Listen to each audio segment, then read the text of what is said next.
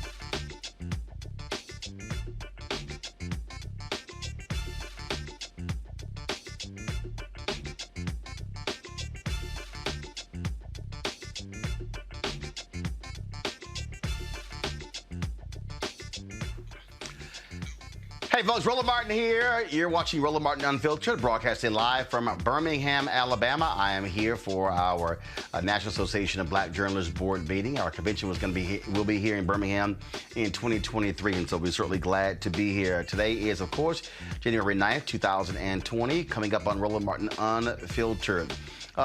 Two black prosecutors stand with the sister in St. Louis when it comes to the case of Lamar Johnson, a man, Missouri man, who that prosecutor says is not guilty. He is, of course, in prison there. Marilyn Mosby, as well as Kim Fox, one from Baltimore, one from Chicago, wrote a joint op-ed calling for this case to be overturned, and they're standing with the sister, Kim Gardner, out of St. Louis. We'll talk with Marilyn Mosby live right here on Roland Martin Unfiltered. Also, on today's show, folks, we've been talking about the NFL. And of course, there are issues with black coaches. Bomani Jones, man, he just laid it all out on ESPN. I'm going to show you what he had to say. And I can't wait to hear what my panel has to say again about this topic, about white owners and their unwillingness to hire black coaches. Also on today's show, Speaker Nancy Pelosi, she makes it perfectly clear she'll do what she wants when she wants when it comes to articles of impeachment and sending them over to the United States Senate. Republicans are getting antsy. They may even try to move forward and declare Donald Trump innocent without even waiting for the articles of impeachment. Also on today's show, in our segment, Still Seeking Freedom, 1619 and 2019, we talk about African Americans and democracy. Can't wait to have that conversation. And NAACP Image Awards made their announcement today of all the folks who are nominated for the Image Awards. We'll share those details with you. It's time to bring the funk on Roland Martin Unfiltered. Let's go. He's got it. Whatever the biz, he's on it. Whatever it is, he's got the scoop, the fact, the find. And when it breaks, he's right on time and it's rolling. Best believe he's knowing. Putting it down from sports to news to politics. With entertainment just for kicks, he's rolling. It's on go, y'all. It's Roland Martin, yeah. Rolling with Roland now.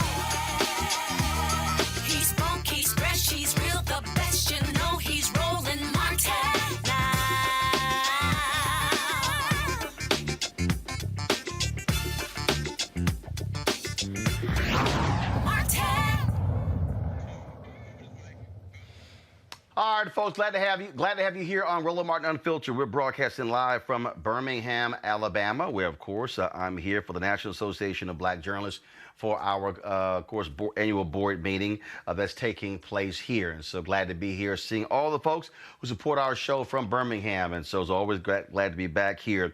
All right, let's jump right into today's show, folks. We've covered the story of Lamar Johnson, a black man, 1994, who was convicted of murder.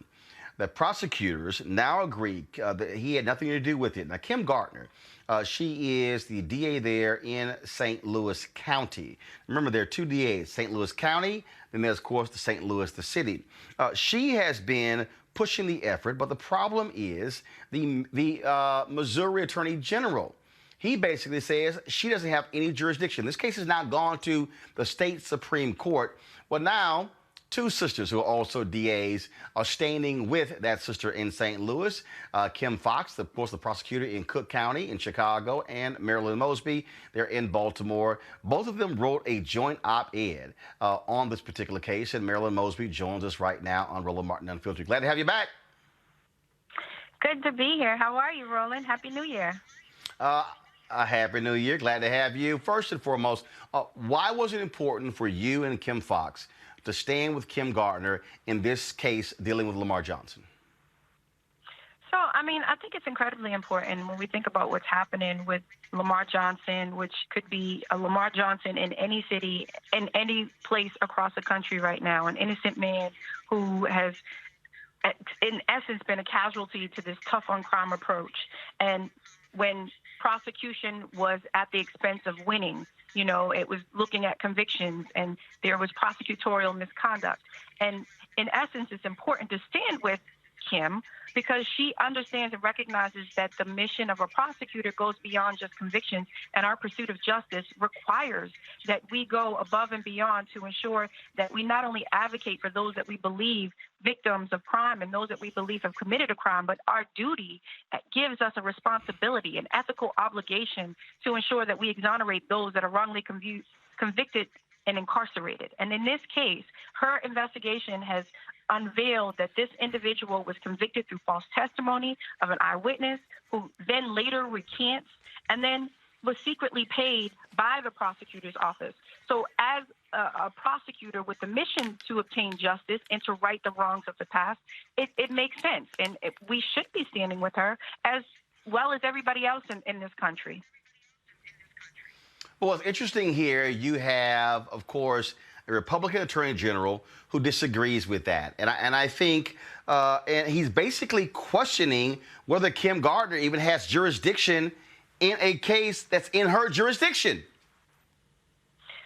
Well, what we know, and this is unfortunate, we have the lower court as well as the Attorney General that's attempting to limit her discretion, but this is not new. And, this op-ed in the USA Today, which was written by me, myself, and Kim Foxx, it wasn't just us. I also have to say the contributors were also Rachel Rollins, Aramis Ayala, Stephanie Morales, Diana Beckton, Sherry Boston, Aisha Braveboy, and Satana Dewberry, and Lenise Washington. These are all Black women prosecutors from across the country. And in essence, what we're saying is that our discretion, today it's her, but we have to closely monitor the outcome because it affects each and every one of us. When we look at challenging the status quo, when we know about the keepers of the status quo, is that they don't like that. And the keepers of the status quo are responsible for mass incarceration, the overcriminalization of Black and brown people, tough sentences, and no redemption and second chances. And they would love to maintain their power and not give it up. And so the resistance that we see here with Kim Gardner is something that I've seen as state's attorney for Baltimore City when we go and attempt to right the wrongs of the past. It's something that each and every one of us as prosecutors across this country are seeing is this resistance to our discretion and our power to right the wrongs of the past and to ensure that we are rectifying mass incarceration. Well, and again, when you talk about folks who want to intrude on your jurisdiction and your authority, you mentioned what is happening there in Baltimore, where Governor Larry Hogan has ordered the Democrat Attorney General to take over cases without even consulting you. Here you have this taking place, but you have a president and his Attorney General who basically have put a bullseye on the back of progressive prosecutors like yourself by saying that somehow the work that y'all are doing is going to increase crime all across the country. That's also what's at play here, and that is challenging the authority of duly elected black and other progressive district attorneys. No, I mean, I think you're absolutely right. It's part of a larger sort of federal agenda. I just recently posted my own op-ed in the Washington Post talking about this approach. And it's not just, again, Kim Gardner or Kim Foxx or Amos Ayala. It's something that we're seeing among all of us as progressive prosecutors. You know, we are being told that we're responsible for the increase in crime as a result of our progressive policies. And what we know is that these are the keepers of the status quo. And that's what we have to fight against. You know, and it's not just a matter of, you know, the attorney general taking my powers and in essence acting as a local prosecutor. But when you look at some of the resistance that you've seen and that I've experienced here in Baltimore City, I have to say I had the only conviction integrity unit in the entire state of Maryland out of 24 jurisdictions, which is dedicated to the actual claims of innocence for those that are wrongly convicted and incarcerated. When it comes to, you know, ensuring that just recently we had one of the largest police corruption scandals in the history of the country. And one of the things that we fought for, and I got resistance from the lower court that did not want to vacate convictions of those corrupt police officers. We then fought for the state law to change. And once we went to Annapolis to fight for it, I had my colleagues, the Maryland State Attorneys Association, that came vehemently against our position and testified in opposition to it. So when you think about it from the perspective of where this federal administration is, you kind of understand that this is part of a larger sort of agenda. And this is why it's so incredibly important for us to stand for Kim and in this case, because it could clearly be any one of us, and it is every one of us as we move forward and trying to do our jobs. And what also jumps out is that justice is supposed to be about justice. And when you have a prosecutor who has said without a doubt that this man did not commit the crime, to watch people essentially say, forget all of that, we're going to keep this man in jail, it shows you how tough this system is, that even when you have someone elected DA who reexamines cases, they're still fighting that because these prosecutors, who are largely white men in America, they operate as if they have done no wrong and they should not be questioned from anyone. No, I mean, I think you hit the nail on the head. At the end of the day, the individuals that are making decisions about folks every single day, and the majority and disproportionately what we know are poor black and brown people in the criminal justice system that are disproportionately within it, those individuals making those day-to-day sort of decisions, 95% of those individuals are white, 79% are white men, and as women of color, we represent 1% of all elected prosecutors in the country.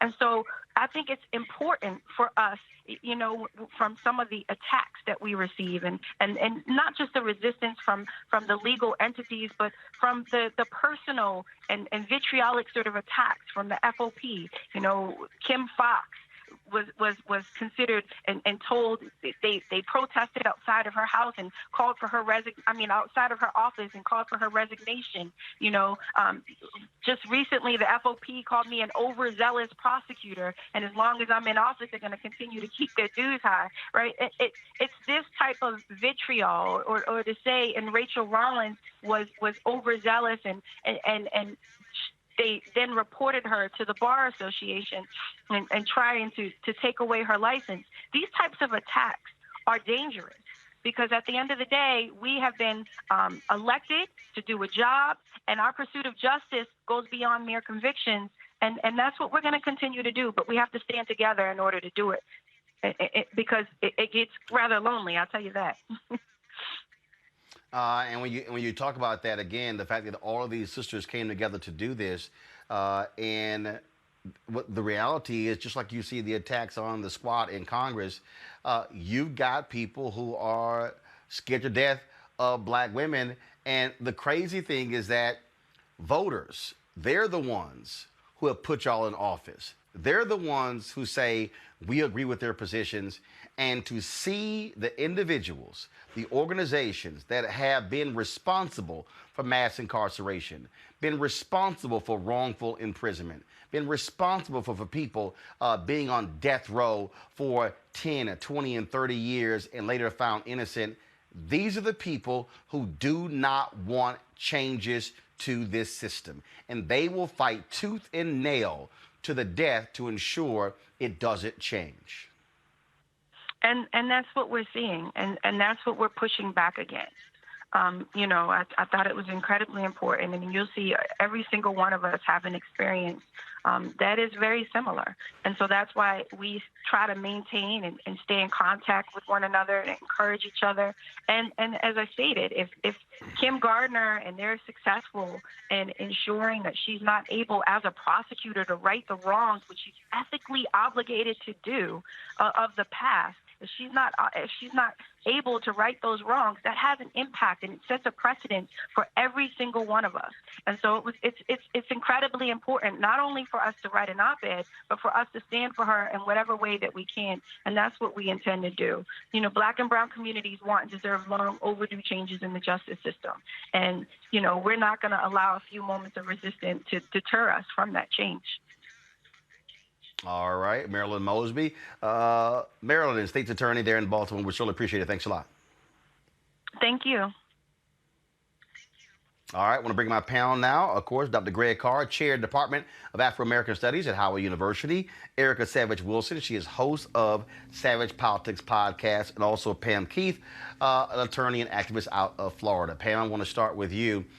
You heard Marilyn Mosby there mention Aramis Ayala when she announced that she was not going to prosecute any death penalty cases. Then Governor Rick Scott went after her, criticized her vehemently, along with various police unions.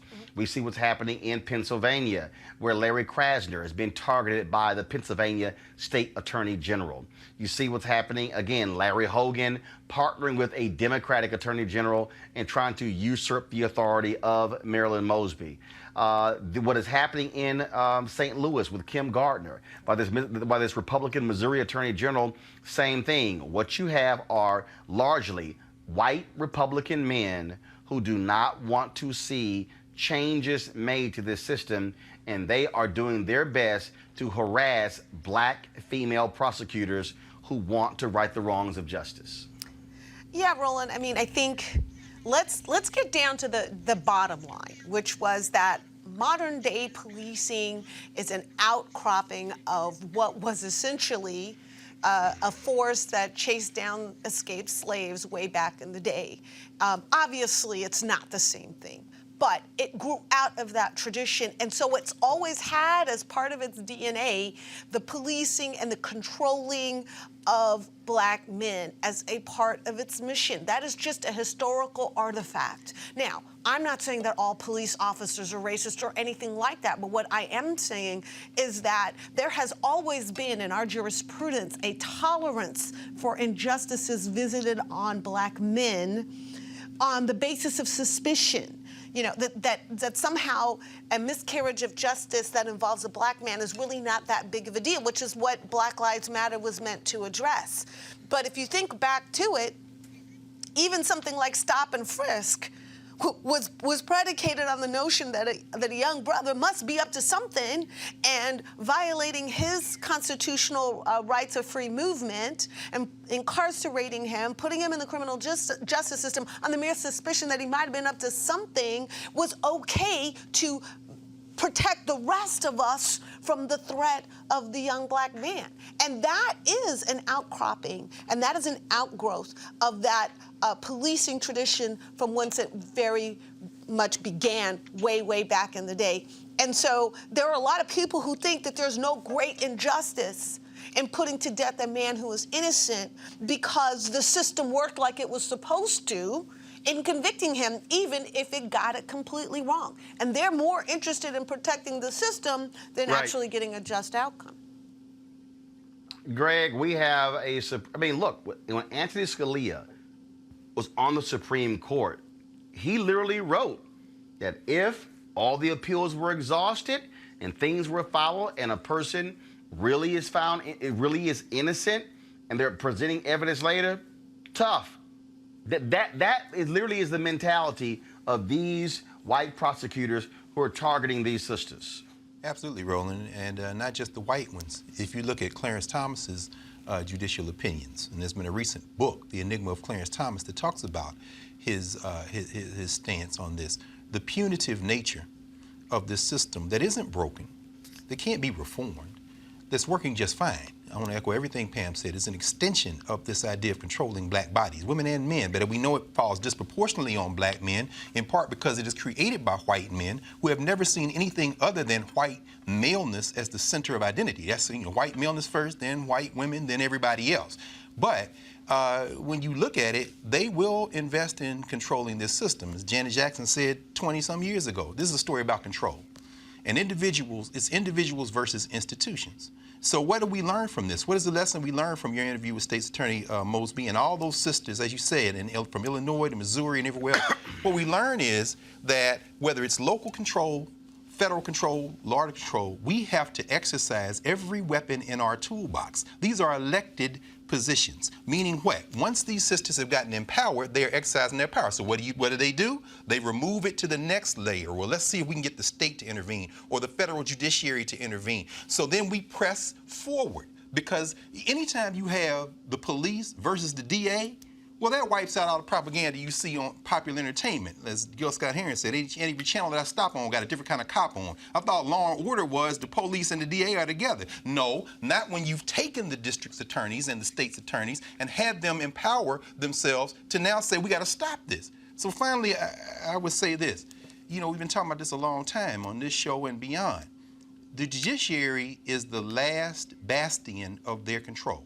If we go out here and vote these sisters and brothers in and they move, ultimately they're going to lose the numbers game. So they're going to try to control this through having respect for the quote-unquote rule of law. But what we are seeing now is that there is no rule of law in a white, racist, hyper-capitalist society. There is only control. And you cannot defeat institutions with an individual here and an individual there. You've got to begin to make inroads the way we see Marilyn Mosby and her sisters doing it, by bonding together and say we're speaking with one voice, and then we got to get there back at the ballot box and in the streets if necessary. Erica, when you look at Doug Evans, of course, the DA who just recused himself from that case in Mississippi, this is a man who got smacked down 6 separate times by the federal courts for striking black folks from the jury in a capital murder case there. I mean, that's what we're dealing with. We can go all across this country where white prosecutors, largely white men, essentially were framing African Americans, were using their power to withhold evidence. I mean, we can go down the line. This is a significant problem. And what you see happening again in St. Louis is where this sister comes in, has this unit to examine cases like this to ensure that the right person is in jail, and you have folks like the Republican Attorney General fighting her, telling, how dare you, you have no jurisdiction here. Absolutely, Roland. And to put a name to what Pamela and Dr. Carr so eloquently described is modern-day slave patrols.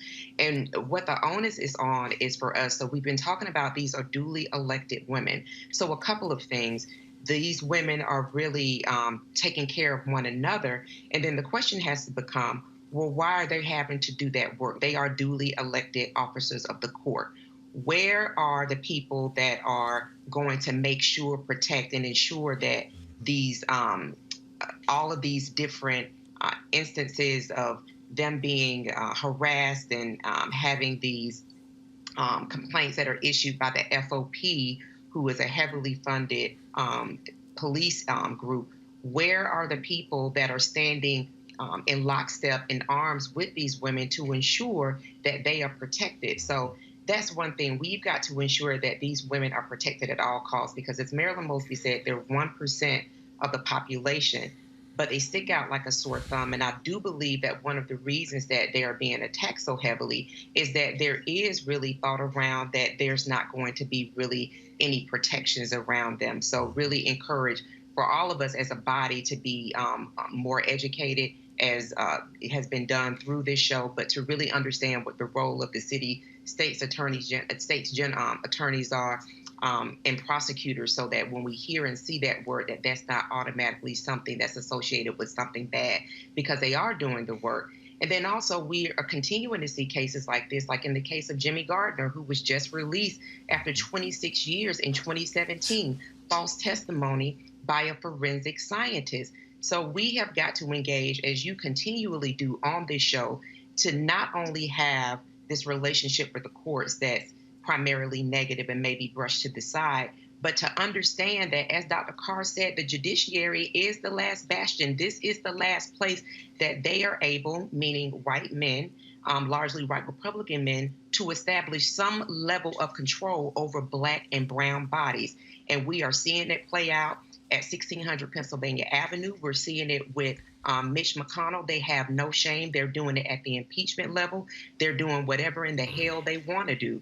So it is up to us as a body to engage very intentionally, very purposely, to, number one, be more aware of what's happening around these Black women prosecutors, DAs, and then number two, to also be more involved and aware of what's happening with the courts, to ensure that when the time comes, that if any of us have to be facing any of these courts by way of discrimination or whatever it is, that we do have a mirror of people that do hold the same values as we do, because of, as of right now, we don't.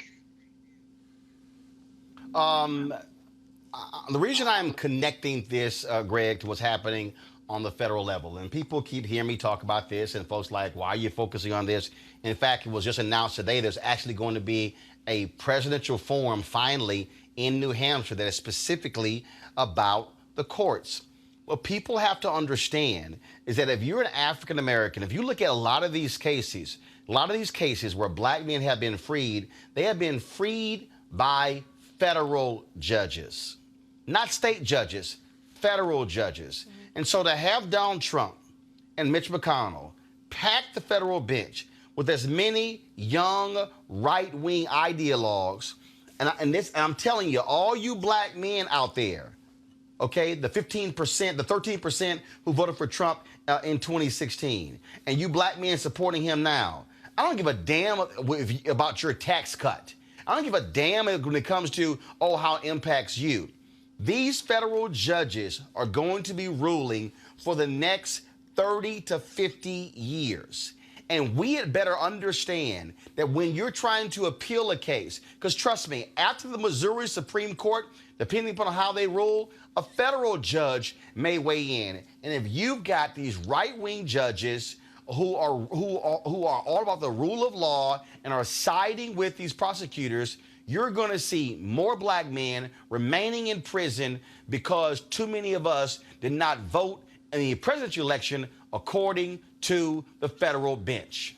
That's exactly right, Roland. And, you know, watching mass news entertainment media is just about worthless on this topic, as it is with so many others. But in this space, we have to now dispose with these niceties, with these aspirational descriptions of the system we live in. Well, you know, justice, no, let's set all that aside. This is about real politics. This is about power. So people say, well, voting doesn't do any good. Yeah, vote and get in the streets. Quit thinking of these things like two separate things that are oppositional. We have to use every tool in our toolbox. McConnell, an open racist and owned by the corporate interests, is very clear. And I respect him for that. Tip of the cap to you, Mitch, because you understand that all this stuff is just stuff on paper, man. This is a naked power display. And as long as we do not understand that, we are going to be subject to a system, as you said, in the next 2 generations. They are stacking this court so that whatever we do in the street, it can ultimately be reversed with their last court of last appeal. Finally, I'll say this. You know, as we look at this presidential election. Greg, not just the street. Oh. You're seeing this. Yeah. So here you have us put in Black progressive DAs. Their whole deal is, no, we're going to take them out. Then, if you talk about, okay, so let's elect more Black members of Congress, more Black people in the state legislature, city councils. Same thing. Judges weigh in. Franklin Graham literally said this. Yes. And they are articulating. They are articulating that what the whole goal is that even when they are not around in 40 years, they'll still control the courts. Well, this is a beautiful thing, and I'll be very quick with this. This is where they've overplayed their hand. You see, respect for the federal judiciary or federal apparatus only goes so far as the people who are willing to pretend as if that is the court of last appeal. The court of last appeal is the people. So as you said, in Alabama, there's a Republican Senate candidate that just released a commercial that combines, he says, if you don't vote for me, you're going to turn over to Ilhan Omar, the Squad, Kaepernick, and AOC. I didn't know Kaepernick was a member of the federal legislature. But what they're fighting for is a way of life. But they've overplayed their hand at this point, which is why I think that the New Hampshire example you give is very important. You know, when you see people now endorsing Bernie Sanders, and let's set aside all the other candidates on the Democratic side, what part of that is you've got an energy, particularly among younger people in this country, dream defenders and others, that are saying, we're going to stop talking about reforming this system. This system is working the way it was intended. We've got to break it. And the day when these federal judges realize that people are going to start ignoring their rulings is a day that we don't need to look forward to understand what's going to happen. We can look backward to the 1850s and understand, or go to the 1960s when Dr. King was talking about nullification and interposition, and understand that that doesn't just work one way. It can work a lot of different ways. You think getting to court is going to solve your problem? That might finally precipitate the crisis in this country that it has been avoiding since the beginning of this country, which is what? It's either going to be a different society for all of us, or you ain't going to have no United States. Mark my words on that one, brother. All right, folks, let's talk about our second story, and that is Republicans. They want to move forward to try to dismiss the impeachment charges against Donald Trump. They have introduced a bill to actually ignore, not even wait for Speaker Nancy Pelosi to send over the articles of impeachment. Well, she went before the press today and she said, I'll do what the hell I want when I want. Right. Now, in terms of impeachment, you will keep asking me the same question. I keep giving you the same answer. As I said right from the start, we need to see the arena in which we are sending our managers. Is that too much to ask? Where another, some of them have suggested they might want to dismiss. Dismiss equals cover up. They don't want documents, the documentation. They don't want witnesses. They may want a dismissal, which is proof that they cannot clear the president of the wrongdoing that he has put forth. So are you holding the articles indefinitely? No, I'm not holding them indefinitely. I'll send them over when I'm ready. Pam, the problem here is you got these weak-ass Senate Democrats I know. who are demanding that Nancy Pelosi send them over. We just witnessed Mitch McConnell come out and say, I've got the votes. All it takes, all Democrats need are 3 Republican senators to insist on witnesses in this trial.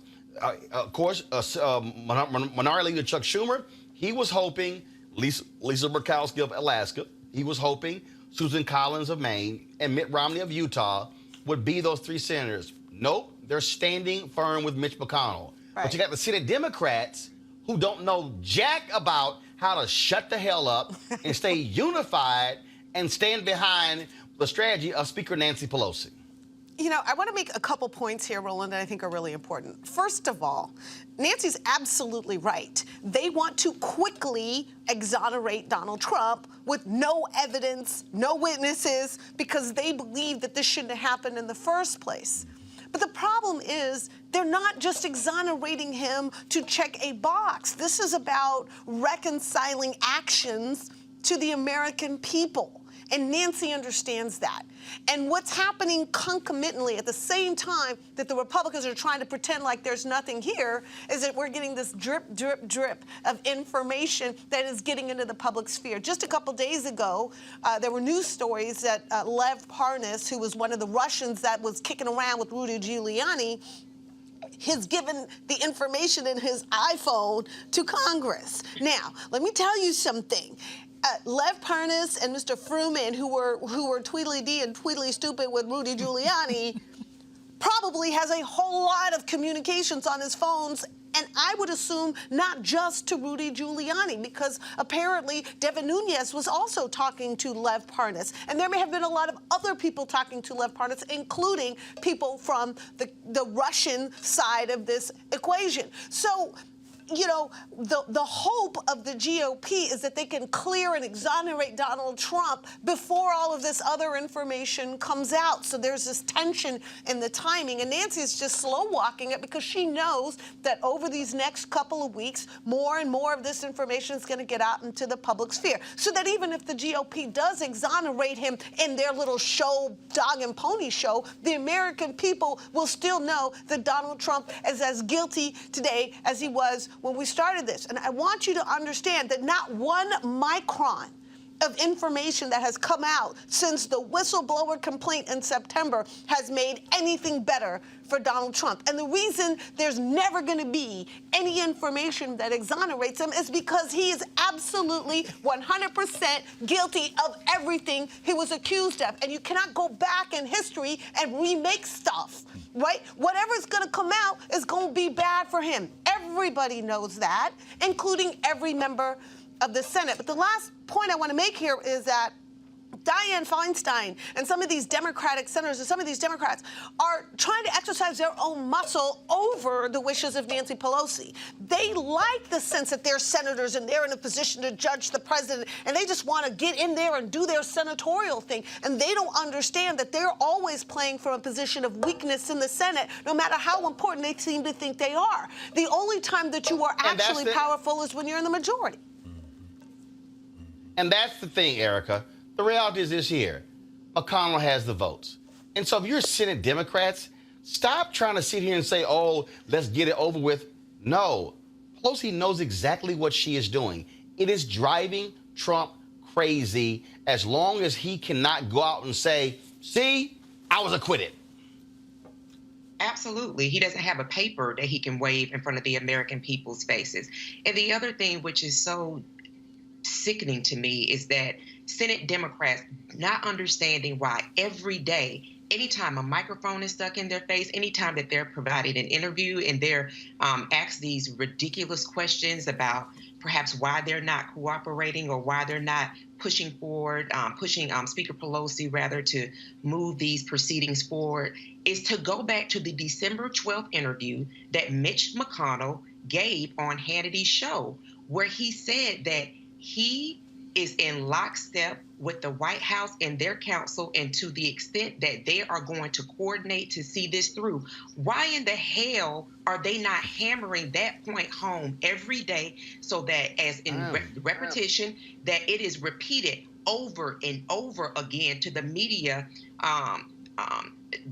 who has failed by and large the American people, to say back, listen, let me explain to you what the Senate Majority Leader is saying back to all of you all. He doesn't give a damn about rule of law. He's saying that this is going to go the way he sees fit. And so that's something that should be repeated over and over again. I don't understand why they continue to fail, why they feel like they have to play ball. They just need to develop a spine and be tough. At the end of the day, it's called chess or you're playing checkers.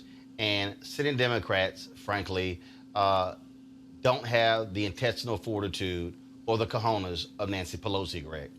No, I mean, but Roland, it's interesting. There are many layers to this. When Bolton said that he'd be willing to testify before the Senate, don't think for a minute that there haven't been a number of conversations. There are a number of known unknowns. There are things we know we don't know. We don't know. We know they're coordinating, but we don't know what's going on. You know, after they stole that election a couple of years ago in 2016, now you've got all these interests that sometimes oppose each other. You've got the kind of Christian nationalist right, whether it be Pompeo and Mike Pence and them, who are looking in terms of foreign policy and thinking the war with Iran might lead to the attack on Israel, which then means we get one step closer to the rapture. You got that interest with these Christian nationalists. Then you've got the corporate interests that are looking at foreign policy and saying, we don't need Donald Trump. So if Bolton says he's willing to testify, that could mean one of two things. Either one, Bolton and them talking, and he says, you know, you ain't got to worry about it. We're not going to call you with McConnell. Or Bolton is saying we don't need Trump anymore. Pence can run the country because he's with us on attacking in terms of foreign policy, and maybe they give Trump up. But these are interests that are at war with each other. McConnell says he has the votes because they understand at this juncture they don't need to sacrifice Trump. But if they do sacrifice Trump, they've got Pence waiting. So don't think, and let's just set aside Murkowski and Collins and all that old BS. You're thinking about elections. Finally, we'll say this. I agree with everything Pam said and everything Erica said and what you said. Pelosi has no interest in advancing this because she doesn't have to. And this, as Pam said, it could keep dripping out. Nothing is going to exonerate. She's got another potential impeachment charge in terms of obstruction of justice as this thing wins its way through the court and Don McGahn, the White House counsel, may be compelled to testify. They can always have another article of impeachment. But let's pay very close attention to the end game. Whether it's domestic policy in terms of the federal judiciary, foreign policy in terms of war policy or Iraq or extended presidential powers, nothing changes if Donald Trump is switched out as the president of the United States. Now the question becomes, as we've heard, are you now going to now show how Pence was involved? Right. How these other people were involved? Because if this doesn't cut the head off the snake getting rid of Donald Trump. And Mitch McConnell and Nancy Pelosi are playing a political game, but never forget the underlying objectives. This doesn't stop the train that they're running in the Republican if Donald Trump is gone. Right. But I think absolutely. Folks, one second. Sorry, I gotta go to a break. Okay. We come back. We gotta do our 2019 segment. Still Seeking Freedom. You're watching Roland Martin Unfiltered. You want to check out Roland Martin Unfiltered?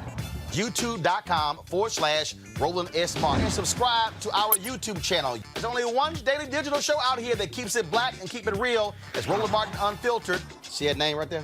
Roland Martin Unfiltered. Like, share, and subscribe to our YouTube channel. That's YouTube.com/Roland S. Martin. And don't forget to turn on your notifications so when we go live, you'll know it. You want to support Roland Martin Unfiltered? Be sure to join our Bring the Funk fan club. Every dollar that you give to us supports our daily digital show. There's only one daily digital show out here that keeps it black and keep it real. It's Roland Martin Unfiltered. Support the Roland Martin Unfiltered daily digital show by going to RolandMartinUnfiltered.com. Our goal is to get 20,000 of our fans contributing $50 each for the whole year. You can make this possible. RolandMartinUnfiltered.com.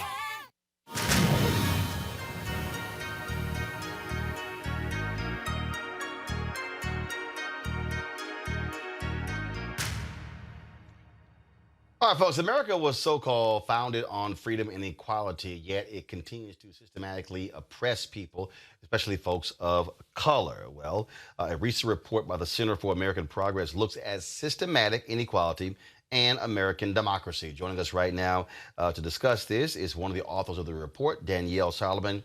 Looks like we lost the guest there. Folks, let me know if we get her back.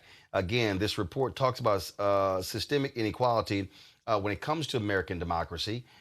And I'll start with you, Erica, on this. I mean, the thing that's interesting is that I love these people who talk about freedom. I love these people who talk about the military. They talk about fighting for our rights. Yet, if America truly believed in equality, there would be no need for the 13th or the 14th or the 15th Amendment. There would be no need for Congress to have to try to fix the Voting Rights Act. There would be no need for the 1964 Civil Rights Act or 65 Voting Rights Act or 68 Fair Housing Act. And so part of the issue, and I think we have Danielle back, so folks, let me know if she's back. Part of the problem that we're dealing with in this country is that if America truly was about freedom and democracy and fairness, there would not be a need to have laws to enforce what white folks are already getting. And see, that's the thing I think when we have this conversation. Folks, is Danielle there? The control room? Okay, so Erica, that is the thing there. So when we talk about, again, freedom, it still boils down to freedom for white people, not everybody else. Right. All of those things that you just spelled out, those are applicable for white people only. This report should be required reading. The way that it's spelled out, post-Reconstruction, all the way down to our current time, to the gutting of Section 5 of the VRA. That is something that all people need to be in touch with, especially when we think about all of these different movements, that it was not just the South, that you did have in the 2010, 11, 12, and 13 states like California, states like Illinois and Michigan that immediately were writing to help ensure that the voting rights of folks of color were impeded. And so these are things that people largely need to know. Also, in what you are talking about regarding that report, Roland, is that it also spells out people have to have an understanding why the civil rights movement, that all of these movements that preceded and continued on after that have continued to do just that, to move, because there are past and there are current attacks to ensure that the one thing that speaks volumes, that ensures that there's representation that looks like people of color, that looks like Black folks, that looks like Chinese and Latino people are in place. And it's through your vote. And that is why, as you have continued to teach and talk about, and as we're continuing to talk about and thread all of this together around voting, people have to understand that not voting is a vote. It is a vote for whatever white people want to continue to be in place for this country to be in place. So again, that report really is something that I would encourage everyone that is watching this broadcast and that's watching the rebroadcast, that you click on the link to read that report, that you share it and spread it around, because it speaks to our now position and also talks about disinformation. And we know that that is going to, has ramped up and will continue to ramp up as we head into this 2020 general election.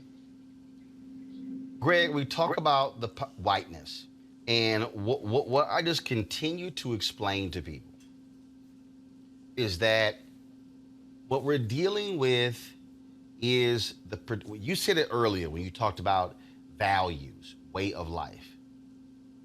This is not Jim Crow era where they basically said you're protecting a white way of life. That's what's going on here. And so this is desperation. This is, oh my goodness, 2043, 24 years from now, we will be 47% of the population and they will be 53% of the population. This is this fear of, will they do to us what we did to them? So what we're going to do is we're going to enact laws. We're going to put up roadblocks and put up barriers to do whatever we can to slow down what is coming towards us like a freight train. That is what is driving public policy today. That is what is driving Donald Trump. That's what's driving his followers. That is what's driving today's Republican Party.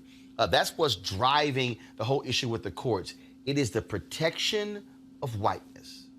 Absolutely, Roland. And, you know, the first thing we have to do, and I agree with Erica, we need to read this report, we need to study and understand that there is no we.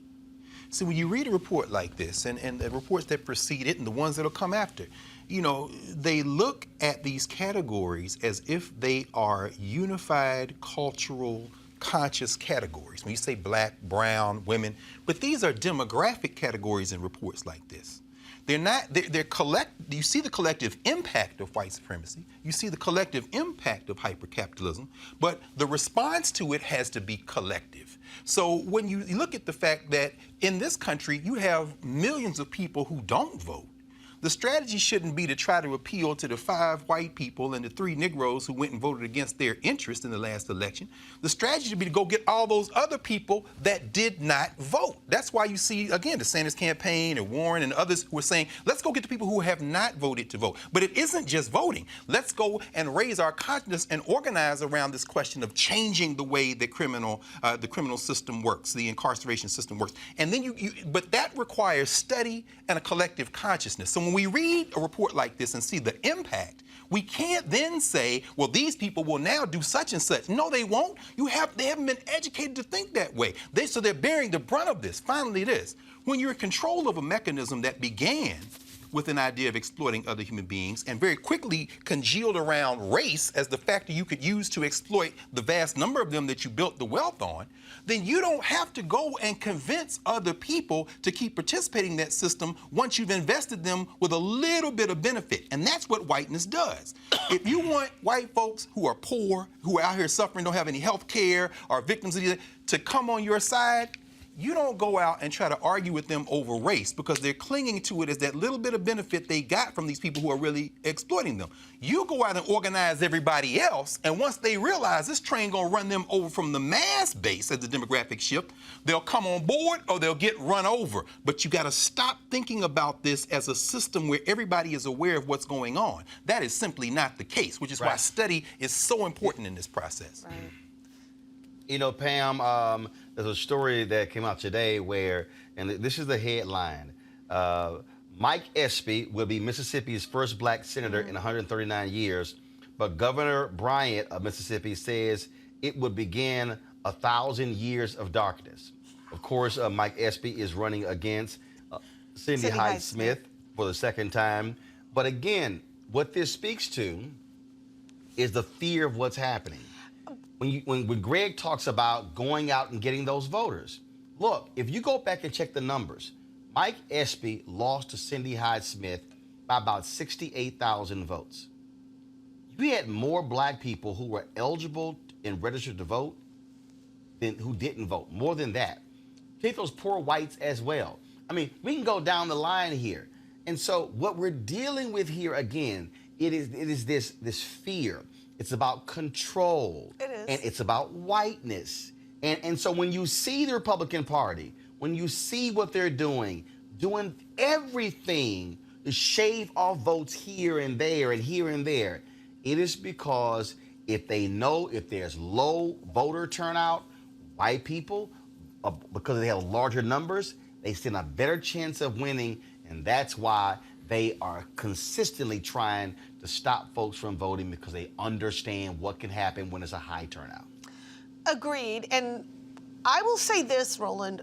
One of our great challenges, I'm a Democrat, one of our great challenges as Democrats is this tension that we have in our party between those of us like me who are progressive and say, no, we need to engage the poor people and we need to engage the immigrants and we need to engage the young people, the LGBT community. We need to engage those people who have been marginalized by society and give them something to be excited about. And those people say, no, that's too scary. We need to engage these centrists, these middle people that we can win over to us from the Republicans. They're sick of Trump. They don't like the chaos, and they'll vote for a Democrat if we just give them the Democrat that they want. And the real challenge for Democrats is that on both wings, you get the same answer. If I don't get the candidate I want, I'm not going to vote. And that really is the greatest enemy to our progress and our freedom. The greatest enemy to our progress and our freedom fundamentally is selfishness. And the last time I was on your show, Roland, there was a young brother here who was the founder of Young Republicans of South Maryland or something. And that man literally sat here and tried to argue with us, most of us, that somehow the future belongs to this conservative, white supremacist ideology that's packing these courts and that is trying to maintain and institutionalize subordinate, superior relationships in the hands of the dominant culture. And that he thinks that's grand. And the reason he thinks that's grand is because concomitant with that racial component is a paternalistic, misogynistic component. And he felt his strength in the dominance of men over women. And that's the part that was appealing to him. Now, he may not admit that, but that's really what's underpinning a lot of these sort of hardcore Republican black men, is their sense that maleness is now being challenged on every front, just like whiteness is being challenged on every front. And what I feel optimistic about is the number of allies and warriors in the fight who aren't necessarily black or even female, but who come to the fight because they seek justice and they want the America that it really could be, with all of us getting the benefit of our gifts and talents. So the way I see it, there is this struggle But we as Democrats are now caught between this whole sea of people who are just going to let Armageddon happen if they don't get what they want. And that's not only foolhardy. Here's the difference between Democrats and Republicans.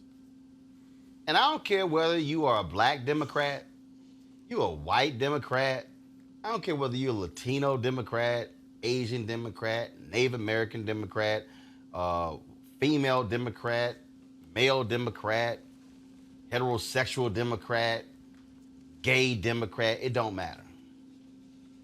Do you know what Republicans do? They put all that bullshit aside and they say, I'm voting Republican. Because you know what they understand? Power is power. What they understand is that when you're in power, you're in control. Their whole deal is, we'll figure all the other stuff out later. But we want to be in power. Democrats are the ones who are stuck on stupid. Who are saying, oh yeah, if I don't get, if I don't get my person, then I'm gonna stay at home. You got upwards of 30% of Bernie Sanders supporters who say, last election I think it was like 25%. It was 25%. He didn't get the nomination, so they voted for Trump. Right. How in the hell? How in the hell can you actually say that you stand with Bernie on issues and you vote for a man who's 180 degrees from where he stood for? Well, that's easy to explain, Roland. I don't say it's easy to explain. But go ahead. Oh, that's one. That's one. Two, I just told you about the federal bench. Here's the reality. The person who sits in the White House appoints those judges. Ball don't lie. So you're telling me I would rather have a Republican picking judges than a Democrat who I disagree with. That's called being a dumbass. And I'm telling you right now, all these Democrats out there, y'all mark January 9th, 2020, I'm sitting here in Birmingham, Alabama. Listen to me clearly. I don't care who wins the nomination on the Democratic side. I don't care who wins it. Whoever wins it is much better than Donald Trump. All y'all black men who out there, you hated Hillary Clinton, and you're sitting here saying, oh, no. Listen to me clearly. Black men, black women, white folks, Latinos, and everybody else. You give Donald Trump 4 more years where he doesn't have to worry about re-election.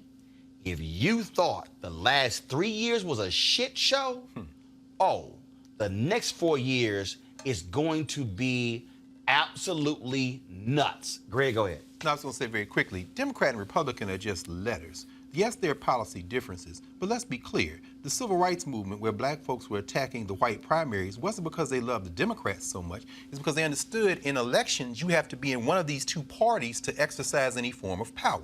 Bernie Sanders is not a Democrat.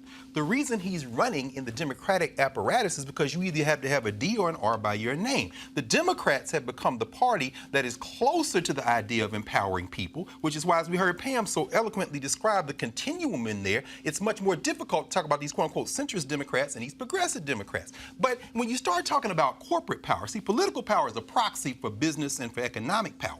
The Democrats and Republicans are largely similar. But when you start talking about cultural issues and identity issues, which is why we talk about this intersectionality, it's artificial like every other social theory, race, sex, class.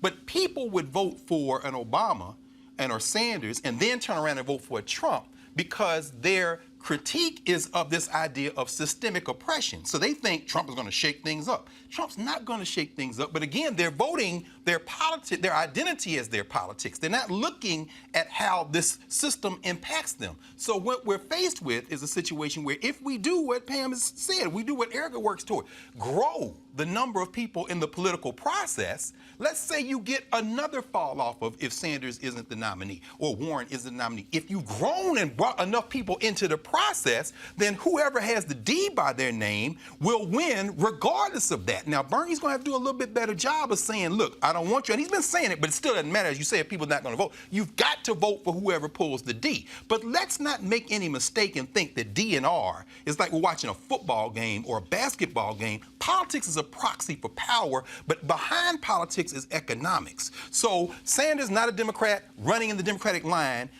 Warren is a Democrat. Warren, this is a continuum. The Republicans can galvanize because they are like the Democrats used to be before the Civil Rights Movement. Race becomes the identity proxy for everything else. We've got to be smart about this and get beyond using our identity as the proxy for why we're voting and look at our interest, our life chances, which transcends race, as we know. Yeah. I'm telling you right now, for me, all this, I don't. Y'all can pick whatever issue y'all want to pick. Knock yourself out. Y'all can pick. Look, I know today Congressman Anthony Brown endorsed Pete Buttigieg. Today, the Dream Defenders, they endorse Bernie Sanders, and we can go all over. Here's what I know, and this is what I know from somebody who's been a student of history, who understands the importance of the courts. I need all of y'all to sit here listening to understand. When you talk about the advancement of African Americans, what we have been able to achieve, it has been because of the work that we put in the streets. It was because of protests. It was because of agitation. It was because of making demands.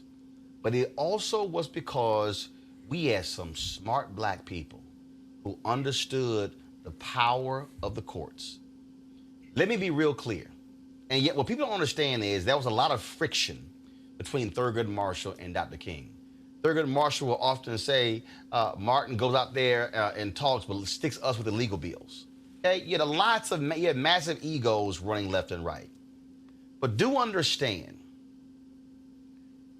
without action in the streets, without action in the suites, there is nothing happening in the courts. Everybody had a role to play. Everybody.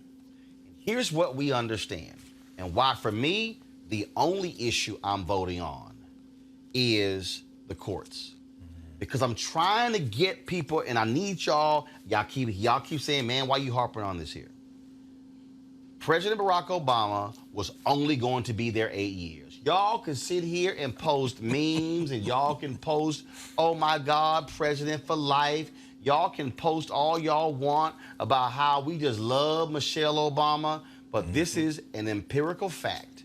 He was only going to be there 8 years, max. President George W. Bush served from 1988 to 1992. He served for one term. President George W. Bush is dead. The person who he appointed to the Supreme Court, Clarence Thomas, is still there. Yes, yes. What I'm trying to get us to understand, Judge Damon Keefe, brilliant legal mind, brilliant legal mind, died last year at the age of 96. Think about that. That man spent more than half a century on the federal bench. Mitch McConnell has said, he articulated this on Sean Hannity's show. He said, we are appointing young men and women to these positions. If there is no issue, listen to me clearly, there is no issue, mining rights, environmental protections, national monuments, health care, criminal justice, housing. There is no issue that federal courts are not ruling on. And if the Republicans hold onto the White House, and if they hold onto the United States Senate, all of y'all out there who are saying fight this and march against this and protest this, you're going to get shut down by right-wing federal judges. So this election is coming down to two options. That's right. This election is coming down to either you're going to vote for Donald Trump or you're going to vote against Donald Trump. That's right. And so it doesn't matter to me who wins the nomination, because what I'm trying to tell y'all is these people are evil and they must be stopped. We're going to a break. When we come back, I got to show some love to my man Bomani Jones, ESPN. He laid down the wood on this issue of the NFL owners not hiring black coaches. We've been talking about whiteness, talking about protecting the status quo. He said what needed to be said and said it's time for us to stop making white folks comfortable on such issues. I'm going to play it next and discuss it. I'll fight on topic with my panel right here in Roland Martin Unfiltered. You want to check out Roland Martin Unfiltered? YouTube.com/Roland S. Martin. And subscribe to our YouTube channel. There's only one daily digital show out here that keeps it black and keep it real. It's Roland Martin Unfiltered. See that name right there? Roland Martin Unfiltered. Like, share, and subscribe to our YouTube channel. That's youtube.com/Roland S. Martin. And don't forget to turn on your notifications so when we go live, you'll know it. All right, folks, Bomani Jones is one of the smartest brothers on ESPN. First of all, you get 2 economics degrees. Hell, you got to be pretty damn smart. So they were discussing this whole issue of the Rooney Rule and these NFL owners who somehow just can't hire these black men who should be head coaches. And so Bomani was like, why we keep dancing around this issue? Let's just go ahead and lay out exactly what the fundamental problem is. He was spitting nothing but fire. And look, ESPN might hit us with a copyright protection on YouTube, so we might have to delete this clip. But at least in the live show, I'm going to play it for y'all if y'all missed it. Now, Black Twitter, we love talking about a whole bunch of other stuff, but everybody should watch what my man Bomani had to say about these white NFL owners. Check this out. So, Bo, why do you think the NFL head coaching landscape looks the way it does? Racism? Like this isn't some mystery. I think you got it there, like, too. Why do I think the way it is? Why does anybody think that this is the way it is? Look, that 2003 with the Rooney Rule when it was put in place, people need to understand. Johnny Cochran was threatening to file a lawsuit against the NFL, and that got them shook. And then all of a sudden, somebody's like, hey, we got to come up with something. I would love to know what they had that they didn't want to turn up in discovery that made them say, okay, cool, we're going to go ahead and do this. But it's important to note that this was brought in as an imposition. At some point, in order for something to change, the guys that run the NFL have to care about what is going on. And the reason that they should care is not on some kumbaya level where they need to show the world that they care about diversity. Y'all aren't good at finding head coaches, right? Every time you think you found some magic solution to get a head coach, we come to realize you guys are just out here guessing. If all you're doing is guessing, why don't you give yourself more chances to guess? Like, I don't even look at this from the standpoint of the NFL about what it is that they can do for black and Latino coaches. How about what you can do for yourself? You could be the ones to improve, but instead you don't want to. So don't ask me why it looks that way. Ask them why it looks this way. People see diversity as an imposition, as you put it. They see it in conflict with their goals of meritocracy, with self-interest, with profit motive. And the irony of all of this is that whether it's biology or whether it's the corporate setting, diversity tends to be an asset. It tends to be a weapon that you can harness for your own naked self-interest if, in fact, your self-interest is genuine. If you're trying to find the best person who is the best candidate at winning football games, if they were to consider that maybe they don't have the answer in their natural network, then maybe this rule would be helpful. Stop talking about the natural network. Everybody who talks about this isn't about the quote-unquote natural network. These dudes reach outside of the people whom they know all the time. There is no reason that a guy like Joe Judge is in the natural network, but Eric Bieniemy is not in the natural network. Every time they tell us that it's just a matter of trying to figure out the network, dudes then go get into the network. So case in point, people like to use that word pipeline. What exactly is a pipeline? Because one that looks like a pipeline is being the offensive coordinator of the Kansas City Chiefs. Doug Peterson did that job. He got the Eagles gig, won a Super Bowl. Matt Nagy got that job. Not so great this year. Last year, they won the division. Eric Bieniemy has that job right now, and he's probably going to have that job again next year. So anytime we start getting into this type, the idea is just networks, it's just about, no, it's about not hiring people who are not white. So I think when I say network, I should be clear. What I mean is to say that there are rooms inside of rooms when it comes to a network, right? There are the people that you associate with professionally. So yes, Eric Bieniemy, Andy Reid's coaching tree, right? That's a white guy, right? Matt Nagy, as you point out, all of that makes sense. But there's a room inside of that room, and that is the room where the jobs are. And so when I talk about network effects, it's not a value-neutral description. What I mean to say is people, for unconscious or conscious reasons, have an idea of what a coach looks like, what a hire looks like. And the reason why that person, Eric Bieniemy, may not match up with that idea, I would ask for introspection, right? As opposed to just, oh, wait a minute, that's not what I was thinking of. I'm not asking for them to be introspective. I'm asking for them to stop. Even if you can't figure out why it is that you are that way, you have demonstrated that this is the way that you are. Why don't you change something? Because they don't think they're going to go talk to these other guys and find anybody that they think is worth hiring. Like, I am at a point now in discussing this where everything we do to try to soften this has to stop. So it's just like, oh, it's an unconscious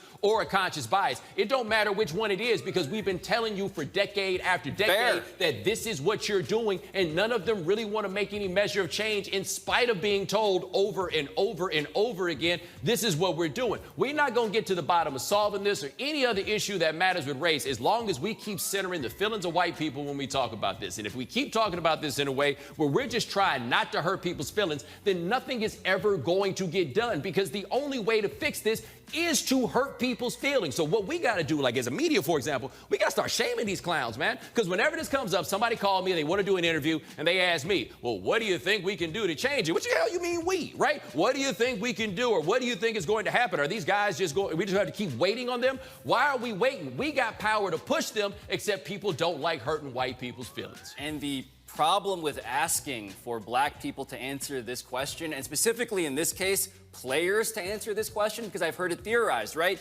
Why is it that, for instance, the Kaepernick protest was such a dramatically national story? Well, it's because the players got involved, and therefore you got to enter celebrity and blah, blah, blah, blah. But in this case, you're going to ask these guys to protest their potential bosses? Like, that's an unfair burden on that level, too. Especially when they're not like the coaching candidates. Pam centering the feelings of white people. Yeah, you know, Roland, the only other topic I can talk about as much as politics is football. And I am a huge fan of the game. And I will tell you, I remember back when Warren Moon was like the first black quarterback that got any kind of traction. And the theory was that black men were just not smart enough to be quarterbacks. Well, we've got a playoff weekend coming up, and virtually all of the star quarterbacks are black men. Mahomes, Jackson, Watson. Like, these guys are crushing it at the quarterback position. And what the NFL has discovered is that if you really want to win, then you put the best player in that position. And we are slowly evolving. That took a long time for that to evolve, a long time. But I do think that the NFL, I think, you know, Bomani's 100% right.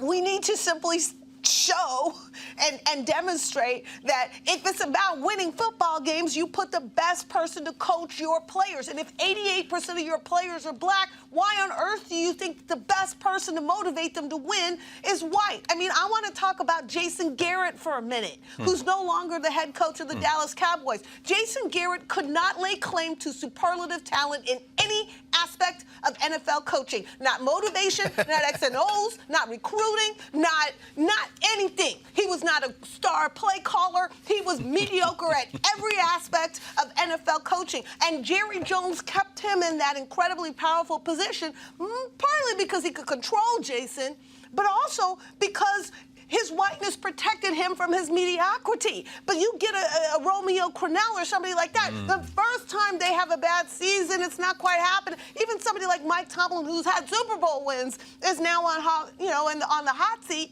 What I'm saying is very simply this. You have to be superlative to get a chance in the NFL. You have to be. You cannot be mediocre as a black quarterback. Thank God Mahomes and Watson and so on are hardly mediocre.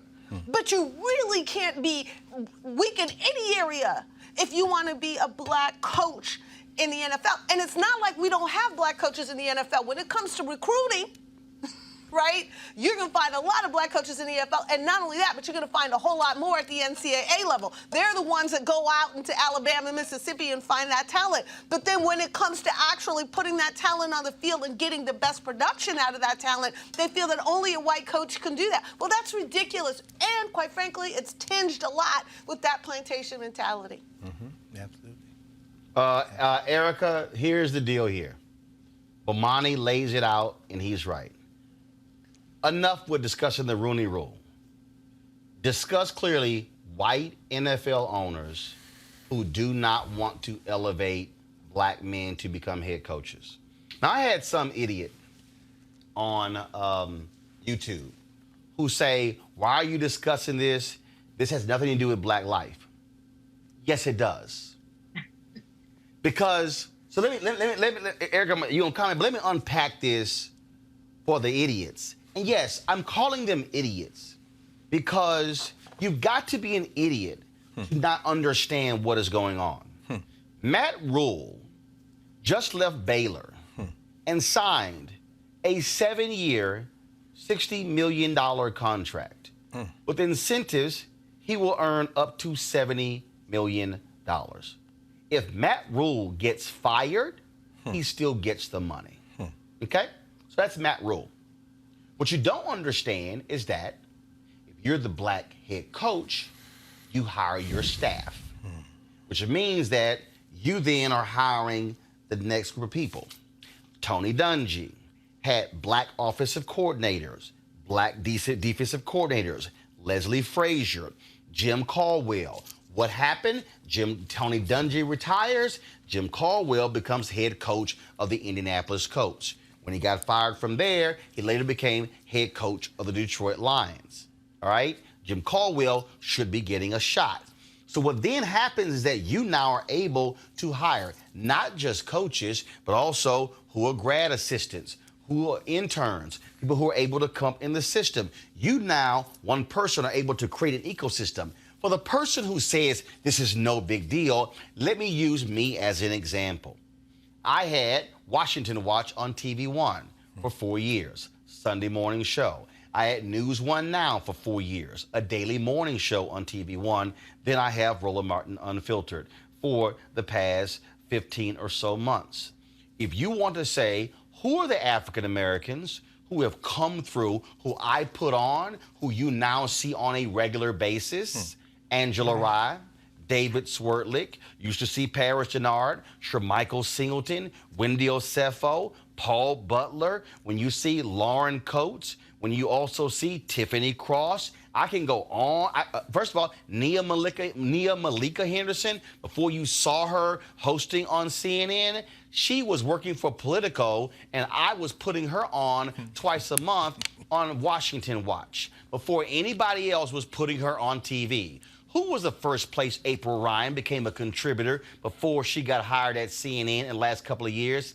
On my show, Washington Watch. And so here you have this whole diaspora of black media voices now proliferating on MSNBC. Oh, I'm sorry, I should leave out Fox News. When you turn on the Fox News and when you see Wendy Osefo, when you see Gianno Caldwell, who put those folks on? So one person has the ability to create this much broader space because you open the doors. What did James Brown say? Don't give me nothing, open the door, and I'll get it myself. That's what happens when you're black and you're able to open the door. You're able to bring in others with you into this whole ecosystem.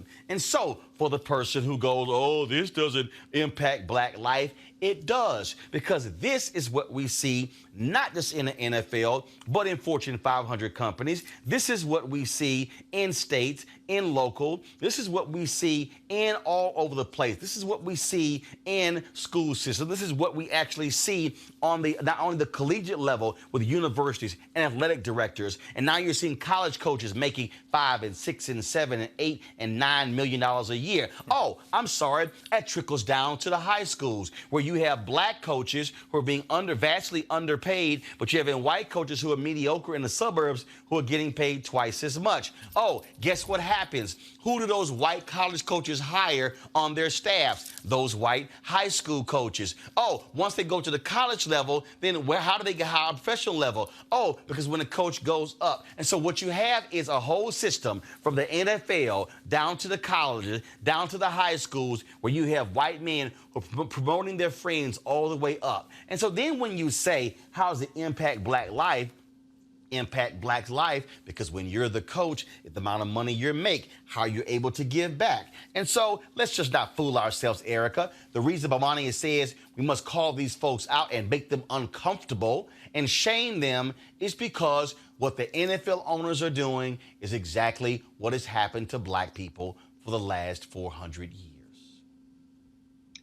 And Roland, what you have just laid out for those who always ask about a black agenda, that is a part of a black agenda. So you have just heard it out of the mouth of Roland Martin. Listen, I've just reread The Fire Next Time by our late brother James Baldwin, and so many parts that really struck me. But in the letter that he wrote to his nephew, he talked about that the danger in the minds of white Americans is the loss of their identity. We've got to be very, very clear. And Bomani used and exercised his platform in the way that did not sugarcoat that, to say that the continual centering of whiteness, and we've been talking about it throughout the show, even as we talk about different candidates that are running for the Democratic ticket. Listen, we've got to understand what is centered and what is most important in everything that we're talking about and everything that we're doing. When we're talking about that ecosystem that you talked about, to connect that back to the courts. Listen, if there's all of these different groups, if you want your vote, your voice, if you want for your particular interest to be represented well, you've got to understand that branch of government, right? That judiciary, that is a part of that. That third, that powerful third is a part of that. So to be active, to have voice, to have part in that makes sense. And we do that by way of our vote. We do that by exercising our vote. We do that by understanding all of the people that are on the ticket. So for those individuals that don't understand how black economics, how all of these different things that we see on television impact black life, this is how they impact black life. This clip, Bomani's voice, that will continue to reverberate in social, to make the rounds on social. And people will begin to take hold of that. I guarantee you those are conversations that people are having in beauty salons and barbershops. But someone said it out loud on a network like ESPN, where Jemele Hill was sat down for saying the truth, right? No longer on that platform any longer. He said something, so he used his platform to speak truth to power, much in the way that you have done. And all of those people that you've launched forward are doing the very same thing on different networks. So it all connects, the economics of it, that placing people so that they're able to then have their voices elevated in different spaces, and then have all of these other different entities then attracted to them, and then have them elevated at that place. It all makes sense, but it has to be that all of us as a collective have to let go of thinking that it is most important to be most concerned about a people who are a protected class. They're already protected. We are the ones, black and brown people, that have been fighting and will continue to fight for our voices, for our humanity to be heard and to be respected on a daily basis. That's right. That's absolutely. At the end of the day, Greg Carr, what we're looking at is what is happening here, is what we know has happened. There are people who are saying, well, this has always happened. But the point is, as Frederick Douglass said, he said, power concedes nothing without a demand. What Bomani is saying is, if you don't call it out, what the hell are you doing? That's right. In fact, let me just continue in the vein. Pam has laid it out beautifully, and then Erica really tied it together and put that word collective at the center of this. We have to understand institutions and collective activity is what enables individuals. Individuals can influence institutions sometimes, but we have to think from a collective space, as what we've just heard Erica say. Let's think about this very specifically. Yes, we know Warren Moon, who had to leave Washington and go to the CFL and win Grey Cups before the Houston Oilers would give him a chance, is seen as the first successful black quarterback. But let's go back to 4 that preceded him. We talk about a Rooney Rule. Let's look at the late 50s, early 60s and look at Eldridge Dickey, the Lord's Prayer, out of Tennessee State University, HBCU, drafted into the then renegade AFC, playing out there on the West Coast, Oakland Raiders. Let's look at James Shack Harris, black institution, Grambling, being drafted, playing in the AFC. There was at one time, the NFL was what we now call the NFC. Institutional challenge then drew on black quarterback talent. Let's come forward a generation. Out of Tennessee State comes a guy named Jefferson Street Joe Gillum, who should have been the starting quarterback of the Pittsburgh Steelers, but affirmative action and whiteness put Terry Bradshaw over him. That's Rooney's franchise. Rooney understood black talent because he's drafting it out of the HBCUs. Let's look at the next generation of Grambling black quarterbacks, Doug Williams, who wins a Super Bowl out of black institutions, Eddie Robinson. Everybody you named coming out of spaces that you cultivated, including this one, comes out of a collective enterprise that you fostered and comes out of a black institution that you controlled. When I hear Bomani Jones, my brother, our brother, I smile because I think about him, I think about his sister Tayari, the writer, and I think about their father, Mac Jones, one of the great HBCU master teachers out of Atlanta University system, then Mississippi.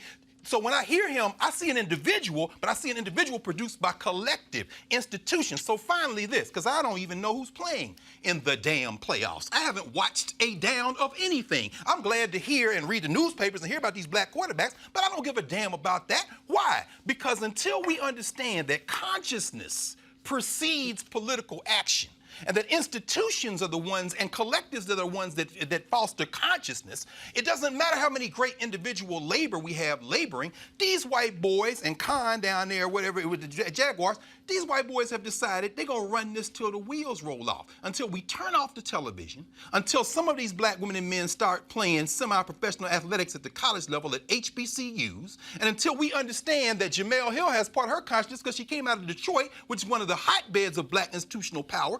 We have to understand that until we move as a collective, they're not going to do a damn thing because they don't have to do a damn thing. So y'all enjoy watching the playoffs this weekend while white supremacy runs over you like a Mack truck, because they're going to continue to do it until we stop them, and that means we, not individuals, but we.